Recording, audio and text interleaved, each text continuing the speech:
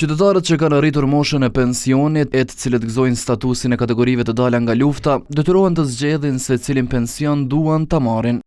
Të dy s'kan mundësi, ani pse ligji u jep të drejtë. Madje për këtë ka dhe vendim gjyqësor nga Gjykata Supreme, por që në praktikë ekzekutivi nuk e zbaton. Për këtë arsye, Instituti i Kosovës për Drejtësi të ajnë të ndërgojë kërkesë në kuvend që kjo çështje të ngritet si temë në seancë e ligjit të fillojë të zbatohet. Ky është një problem sistemik, duke pasur parasysh që Kuvendi i Kosovës, ekzekutivi nuk duhet me pa normë ligjore vetëm kështu abstrakte dhe strikte, por të zbatimit të asaj dhe të shoh edhe dimensionin social të kësaj norme.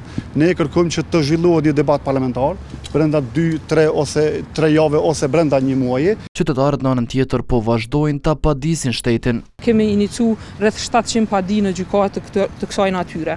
Dhe deri më tash kemi pranuar edhe një numër të konsiderueshëm të aktgjykimeve për këto raste që i kemi inicu.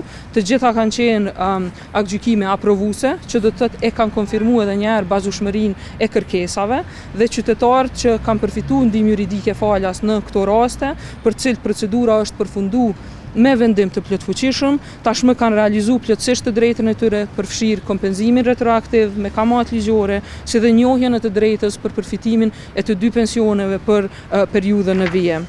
Kjo sipas tyre vetëm se ngarkon shtetin me kosto shtesë, me që veç dëmit të shkaktuar ndaj individëve, shteti duhet i paguajë edhe shpenzimet e gjykatave.